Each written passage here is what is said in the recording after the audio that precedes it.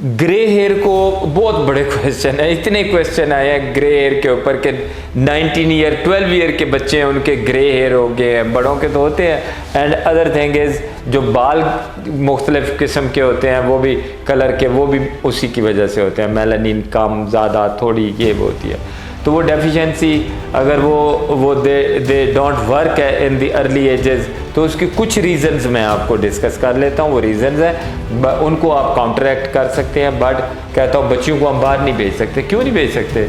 ये मतलब सोसाइटी को काउंटरैक्ट भी आपने करना है। बच्चियों को बाहर भेजें ना, एक दिन कोई ऐसा होगा, 2 दिन 3 दिन, जब सारी बच्चियाँ बाहर जाने लग जाएंगी तो माहौल चेंज हो जाएगा।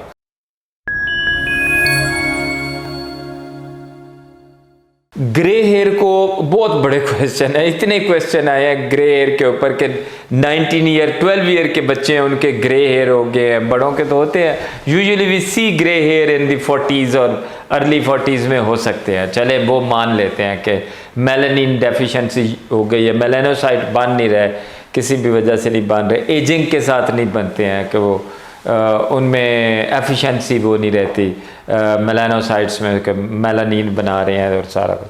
तो आप ये देखें, एक प्रोसेस है, हम सेल के अंदर मैट्रिक्स कहते हैं, मैट्रिक्स के अंदर वो प्रोलिफरेशन हो रही होती है, वहीं पे सेल नए नए बन रहे होते हैं और वहीं मेलानिन बन रही होती है। मेलानिन वो चीज़ है जो कलर करती है, स्किन को भी कलर करती है, बालों को भी कलर करती है। जो हमारी स्किन डार्क वाइट और ये होती है, ये भी मेलानिन की वजह से होती है। एंड अदर थिंग इज़ जो बाल मुख्तलिफ किस्म के होते हैं वो भी कलर के, वो भी उसी की वजह से होते हैं, मेलानिन कम ज़्यादा थोड़ी ये वो होती है।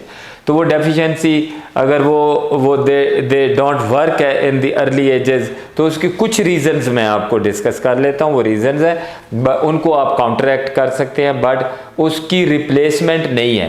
फिर आपको कलर करने पड़ेंगे, तो कलर भी केयरफुल यूज़ करने पड़ेंगे कि हम चाहते हैं कि वो कलर यूज़ करें जिसमें अमोनिया कम हो या ऐसे हो जो इरिटेंट ना हो, क्योंकि ग्रे करेंगे तो वो थिन भी करेंगे बालों को। तो we should be very careful. लेकिन कोई इसका ऐसा ट्रीटमेंट नहीं है कि आप कहें कि कोई मेडिसिन दे दें और वो ग्रे से ब्लैक हो जाए, पॉसिबल नहीं है। 2-3 चीज़ें हैं जो बेहतर कर सकती हैं। फॉर डॉक्टर्स मैंने अभी बात की कि वो कहाँ बन रहे होते हैं, क्या होता है। फॉर पेशेंट्स इज़ कि आपने देखें स्लीपिंग आवर बच्चों के ठीक करें, गैजेट से दूर करें, जंक फूड से दूर करें।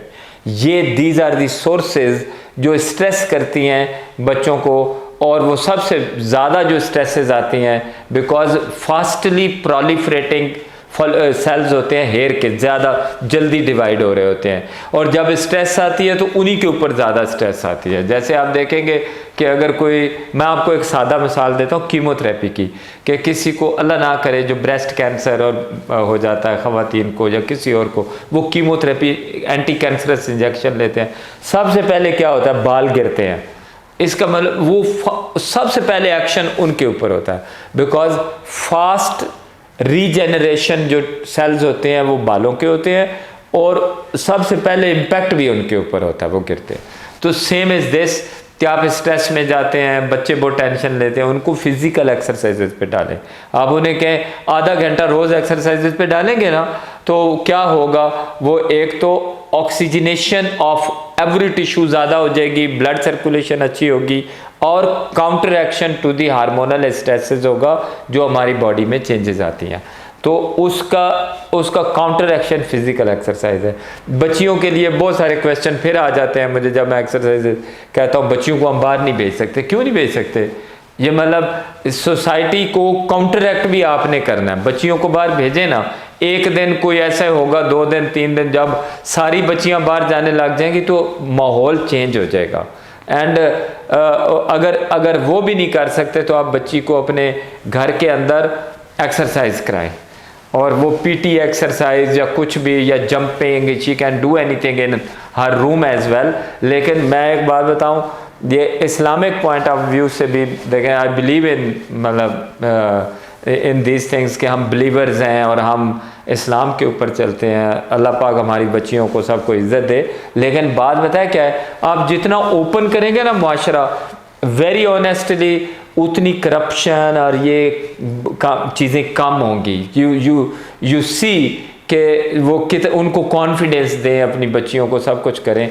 वो कंजेशन में ज़्यादा ऐसे बुरी चीज़ें होती हैं, तो you should send them out कि वो इस माहौल से निकले, उनकी स्ट्रेस लेवल्स कम हो, वो थोड़ी एक्सरसाइजेज करें, काउंटर एक्शन हो, तो उन बच्चियों के लिए ये होगा। बच्चों को भी इस काम पे डालें, गैजेट से हटा के चलो आधा घंटा ही सही, वो उनको टफ एक्सरसाइज कराएं, उनको रनिंग के लिए एक टारगेट दें, उधर तक 10 रन करने हैं आपने, और शूट कराएं उनको, ताकि उनकी हार्मोनल स्ट्रेसेस काउंटर हो जाएं। एंड कभी भी बच्चों को 12 बजे के बाद ना जागने दें, ये लास्ट लिमिट बता रहा हूँ। मैं चाहता हूँ 11 से पहले हो, लेकिन लास्ट लिमिट। ऑयलिंग ज़रूर किया करें, मॉइस्चराइज करें, हॉट शावर ना लेने दें, ये चीज़ें हैं जो इसको कर सकती है। विटामिन्स कोई इतना इम्पैक्ट नहीं करते कि आप कहें कि विटामिन इम्पैक्ट करेंगे और उनको कर देंगे, नहीं, ये चीज़ें ज़्यादा करेंगी।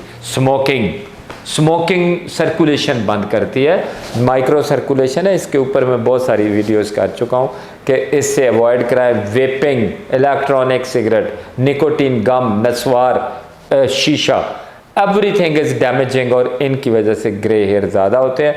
आप बच्चों को ये भी बताएं कि आप स्मोकर के साथ बैठेंगे 20% आपके अंदर फिर भी निकोटीन जाएगी, इसलिए इन चीज़ों का केयरफुल रहें। Thank you very much.